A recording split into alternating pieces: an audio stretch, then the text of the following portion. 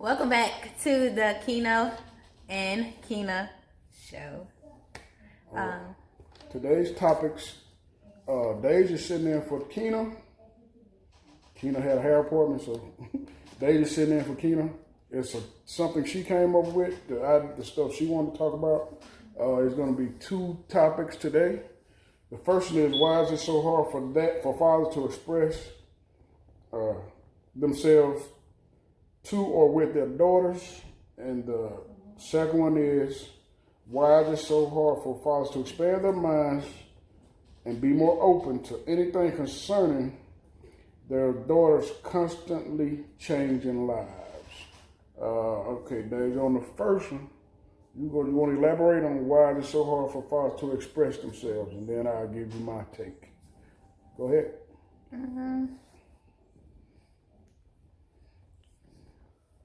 Why is it so hard for fathers to simply say how they feel without it being so dramatic, I guess, or I don't know. You feel like you go into the principal office when they try to express themselves. Why it just can't be normal? You know what I'm saying? That's a crazy. You feel it? That's crazy. I don't know. I think first of all, I don't know about other dads, but with me, expressing myself, I think I show love very well with my daughters. And I think if sometimes it feels like they come to the principal office, because most of the time when I say something, I don't just say it at that moment. I ponder on it, I think about it. I don't just blurt it out.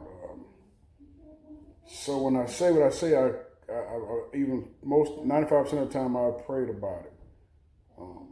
I want them to understand that what I'm saying is serious most of the time.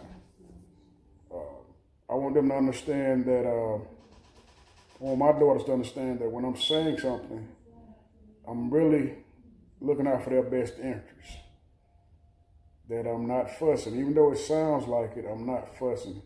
Even though it's dramatic, it's because most of the time, if it's something serious, I won't comment on it because I'm either mad, upset, or angry. And I don't just respond right away to be angry, because I think sometimes you'll say the wrong thing. But most of the time, I think that principal aspect is, when I say something, that either it's coming from a place of what did I do now, or what did you do wrong. And I want you to understand, especially with Kina, she don't like when I say stuff to her either. Sierra, same way. When I'm saying something to y'all, to my daughters, speaking from a father, it's from a place of love, but it's from a place of direction. My main focus is to be loving, but to be guiding too. And what I think most of all is, y'all misunderstand what I'm saying for me fussing. I'm not fussing all the time. Sometimes I am, but all the time I'm not fussing. Sometimes I'm trying to drive the point home to the point of, you need to get this. Being with you and Sierra, you're 23, Sierra's 25. When I'm telling y'all stuff that I've been through. My point of view on what y'all are dealing with at that moment. The mistakes I've made, the excuses I've made, the reasons behind why or what I've done in that situation. One thing I think I can improve on is listening, but it's being who I am as a man and a person. When you start to tell me certain stuff, I'm not going to buy it as a mother would. A mother would be like, okay, yeah, no. especially when you've been given the tools to do better, especially when you have the skills to do or handle that situation another way. So my communication, I can do better in saying, instead of not saying anything, I can say, hey, I don't agree with that, and I'll talk to you about it later. But then I think that'll build up a tension of animosity, like, okay, I'm going to get it again. But I don't know. I guess it's something I just got to work on. But I really want you to understand this coming from you, and I want Sierra to understand, if she ever see this, or daughters out there, period, to understand this. Dads are not going to guide you wrong. When we say what we say, even though it seems like you don't want to hear it right now, because I was 23 too, you don't want to hear that stuff. I don't want to hear that. But I promise you, when y'all become parents and mothers, dads are the ones that, well, in this house, my wife is way more dry cut than me, but with me, communicating with my daughter, because they're my baby girls, and the fact that when I get angry, I say the wrong stuff, communicating is very different. Other parents, other fathers out there, y'all might can help me and tell me some stuff I can do, but I want you to understand that I try to communicate the best way I know how. Not having a father in the house, my mother sympathetic to a lot of stuff. I'm trying to do it the best way I know how.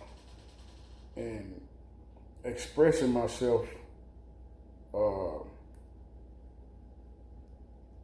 it usually goes one or two ways. Either I'm going to say something when I don't like it, or I don't say anything when you're doing what you're supposed to do. What would you want from me for is communication?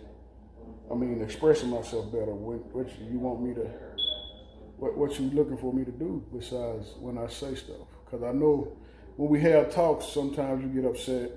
Well, all the time when we talk, you get upset. So what do you want me to, what would you have me do different when I'm telling you stuff or saying stuff?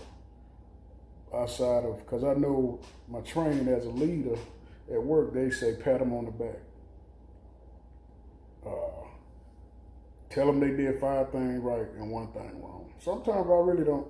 I think that's crazy, but I do tell you I'm proud of you for being a 23-year-old black woman who's out here, and you know the things I've told you, the simple things.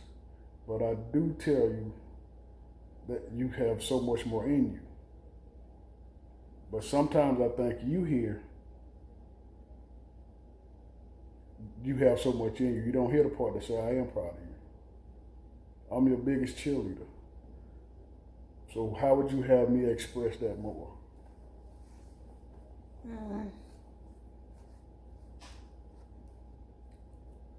I don't know. I would say I don't want it to feel like I can't say something to you. Because I already know you're mad about it. So, don't really want to talk. I don't want to feel like that. That's why this right here is one of the reasons I'm trying to do this. I told you, Ankina, this place right here is a safe zone. So maybe we have to create a safe zone away from the camera, but you got to be brave enough to speak up too. You got to be brave enough to say, Daddy, this is how I feel about this, and you give me your point of view, and then I can give you my point of view, and we can leave it right there. It's not a point of, I'm going to try to keep talking to him right, or you talking to you right. You say, hey, Dad, this is how I feel about this. And once you say what I say, we can set up a time limit or something. We can make a safe place, and I say whatever I'm going to say, and we both think about it. I'm not saying that's going to change our point of view, but what I think that would do is give us a place where you can speak your mind and not feel like you're being disrespectful and not being fearful of speaking your mind. You think we'll try that? Yeah. Anybody out there listening, if you have an idea about how we can better let her express herself and let me know how she feels about the situation, please send it in. We'll look at it and we'll appreciate it. The second issue is the second topic she wants to talk about is about our fathers accepting change, expanding their minds. Excuse me. On their daughters' ever changing lives. I'll go first on this one, and then I'll let you say what you're gonna say. You can come back.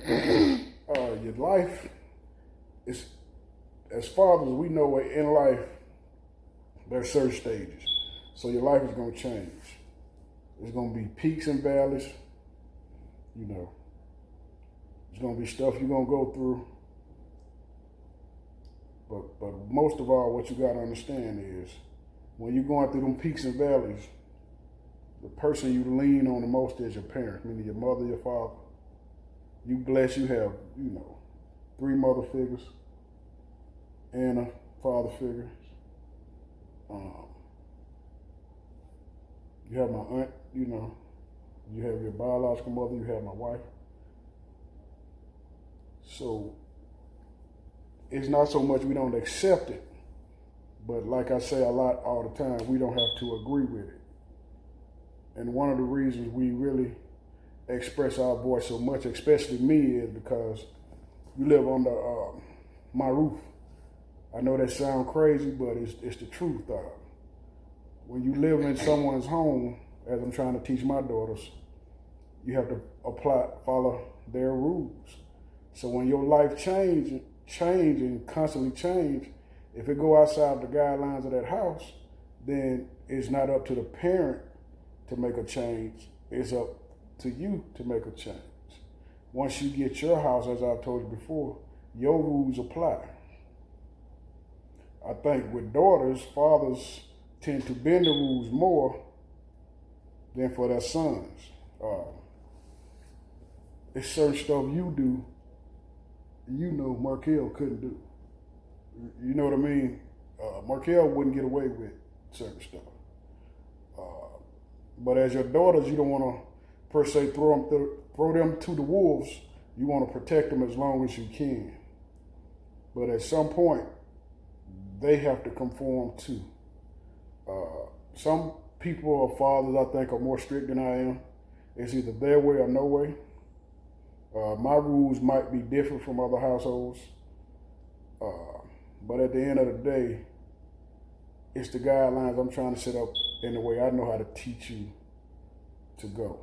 What changes or what don't you understand about why we can't expand our mind? What? I feel like you believe that. I feel like the change has to be accepted, and that's not what it is. It's not about the change being accepted. It's about what changes, like me being on the path that you see for me. Mm-hmm. What, like, the things that I do, like what changes, like what makes that, make the whole plan feel like it's not gonna go through, like the path that you have set for me. It's not gonna happen because of where I'm at now. But in my head, I feel like it shouldn't be an issue or stressful or this like tension, because it's certain things that I do that is not, you wouldn't want me to do, but it happens. But you just want it to be like, I don't know. You think I want it to be my way and my way only? I feel like it should be okay if your child isn't on the path that you want them to be on. I feel like it shouldn't be like pressure or I want this for you all the time. Right. It should be, I understand that you're right here, right now. That's okay. I know that's not permanent, but it's not like that. It's like, I want you on this path and you're not there. So Right. it's either you get on the path or I don't know, like, I don't know what's going to happen. It's not, I'm understanding that you're here right now. It's not that. It's okay for you to be right here, right now. It's not where you're going to be forever. I feel like it should be a safe zone with your parents. It should be a confidentiality that you can feel like I can go to my parents for this and it's going to be right there. And I know at the end of the day they got me. But then if you're doing something that they don't agree with, and then what do you do then? What you stop, right? You try to, but everything don't happen the way you want it to. That's hard because as parents, especially a father,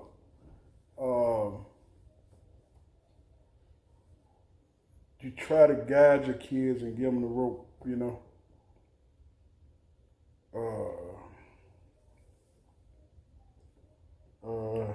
As a father, you always want to feel like your kids can come to you for anything, confide in you in anything. But it's a fine line, I think, that we have to draw in the sand. And I'm looking for that line every day. I talk to people. I reach out to close people. The stuff we don't agree with, it still falls in line with, okay, it's a timeline. I just believe it's a timeline for kids. When you become a young adult and you do young adult things and you're in a household with your parents, then it's up to the parents to still guide you and say, hey, I've been where you at. I know where you at. And I don't know if you hear that sometimes. But I don't want you to make the same mistakes I made. And the thing I'm trying to do the most is say, hey, this what it takes for you to get here. That's why I say, you're at this age, you're 23, especially with me and you're at 23, you have to focus and get it now. This is the same thing put upon me, and I didn't take advantage of that situation. The safe zone is always here. We're never going to turn our back on you. But at some point, I think as a young woman or young kids, period, you have to take ownership of your own actions. Again, it's certain stuff that, hey, if I do A, B, and C, I'm good. I look at life sometimes as a job. If you're on a job and the job say you got to do A, B, and C, if you don't do that, eventually that job, they're going to say, hey, if you can't get in line with this, then we're going to have to let you go. As parents, we'll never totally let you go. We'll always be there for you. But sometimes we have to push that. In nature, it's a thing where the bird has to leave the nest. It get too big for the nest. And all we can do is set you up to the point where you have to leave the nest. That's what we're trying to do.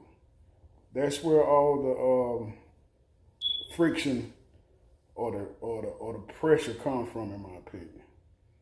Because I see so much potential in you, because I want so much for you, I have to understand that I have to step back and let you understand you have to want it for yourself.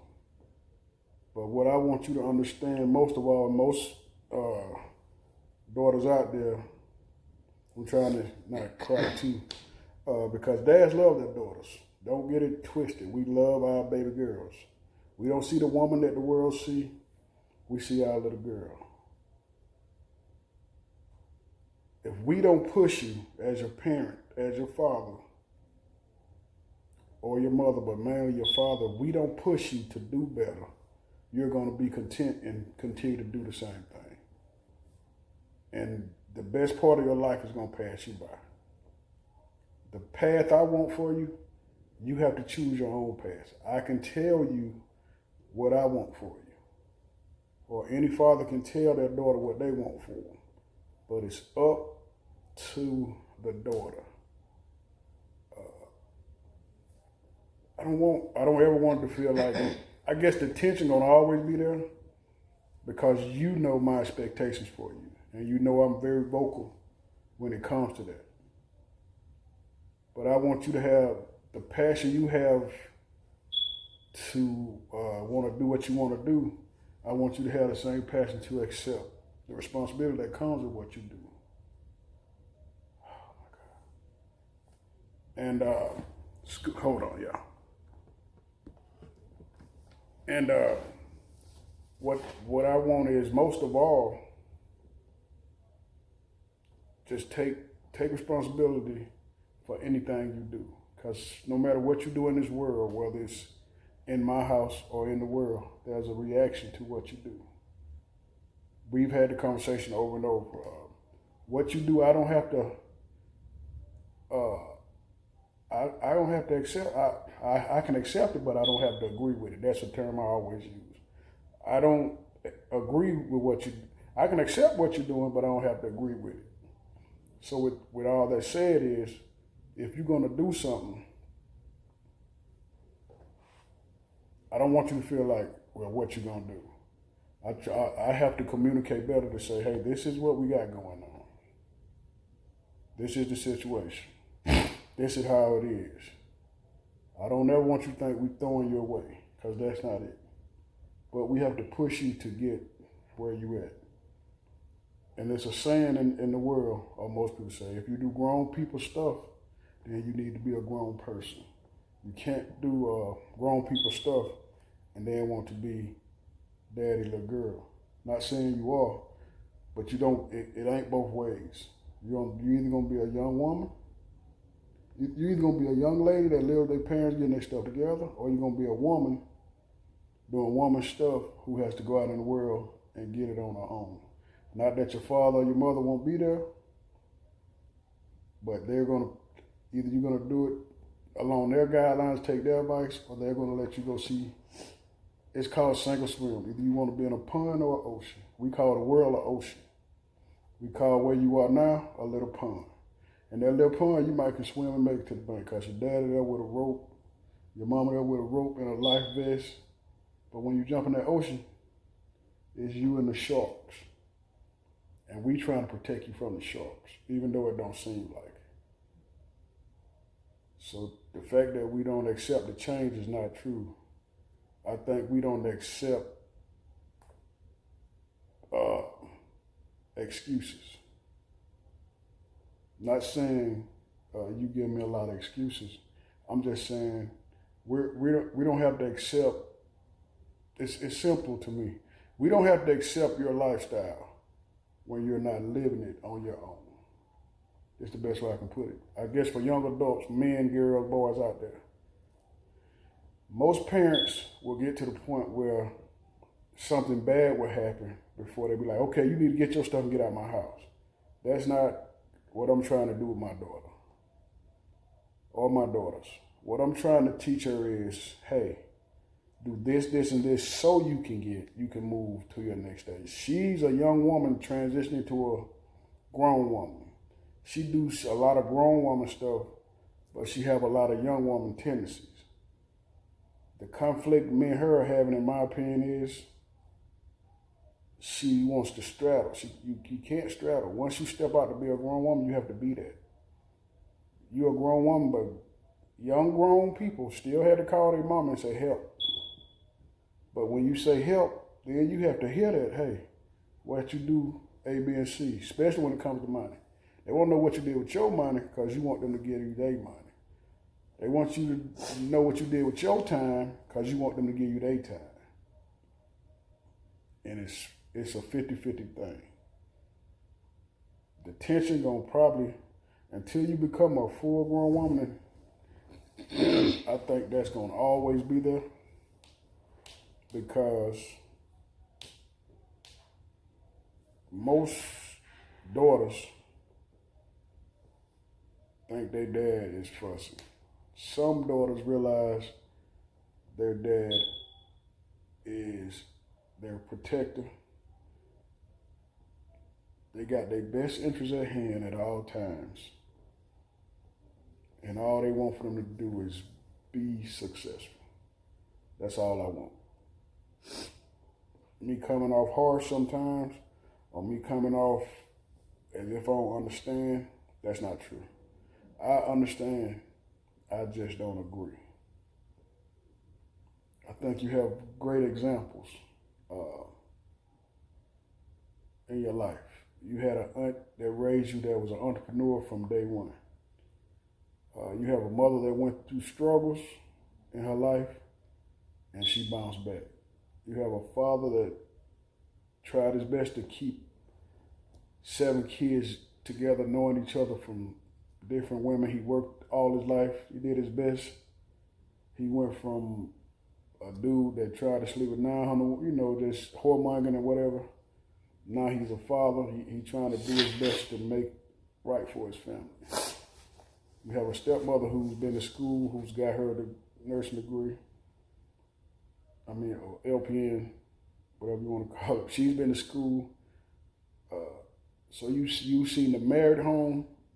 You had another aunt, Joy Tyson, who you seen do great things. Mother, she's foster parent. You had a grandmother. You have an Aunt Melanie that's done great things. You have role models. So what I want is for you to want what we see for you, but you gotta want whatever path you take. Now the path you take, I think, is up to you. So when you say you don't know what's gonna happen, at the end of everything you were saying is, I think that's up to you. I honestly believe that's up to you. Meaning, whatever road you choose is up to you. You can choose the road with all the street signs on it, which is your parents telling you do it this, I would do it this way, that way, I would try to do this. Or you can choose the road that is the back road, they don't got no sign. It's quicker. You feel like you're gonna get there. Then you get there, it's a dirt road and it rains and you get stuck in the mud. It's a lot of stuff on the back road. Or you listen to that GPS. When the man that been living in that town told you, nah, go down here and take a left and a right, but the GPS say go this way. The GPS is that stuff, it gets you lost. I think life is about guidance. Guidance is not easy. I think guidance is hard. But the number one thing is acceptance of your role in everything you do. You don't have to agree with what I say, but you have to accept it because it's my truth. I don't have to agree with what you say, but I have to accept it. But once you put that out there, then you have to drive down that road. I can't drive it for you. I could want it, but I can't drive it for you. But the thing I've got from this is to try to communicate better, to make it black and white. And to try to earn your trust that you can come to me with anything, whether I like it or not. I've said it over and over. I don't know what else I can do outside of trying to make a safe place for us to talk. And once we say, that's it. But the other thing is, when you're a young adult, we call the house the nest. And a lot of this stuff we're talking about is the nest. In the nest, you have to do what the owner of the nest say. You have a choice. If you don't want to do what they say, then you have to start preparing yourself to fly on your own and leave the nest. That's hard because you feel like they just putting me out. We're not putting you out. That's not the case. We're trying to give you direction on how to fly better Don't go out there in that rain and fly. Wait till it's sunny, then try to leave the nest. That's where your wings are lighter. That's what we're trying to do. But at the end of the day, you got to fly. So how you choose to fly when you leave the nest, it's up to you. The things I try to tell you I want you to do when it's time to leave the nest is always, you heard me say a million times. Be mobile, meaning have your vehicle. Get your credit score right, so your credit, you can get whatever you want and you won't pay an arm and a leg for it. And save, learn how to save now. If you do them 3 things when you leave the nest, you'll be okay. If you don't learn how to do that before you leave the nest and you have to do it out there in the real world, it's not going to be easy. That's why I stress it like I do. Because right now you're at a pivotal point in your life. I tell you that all the time.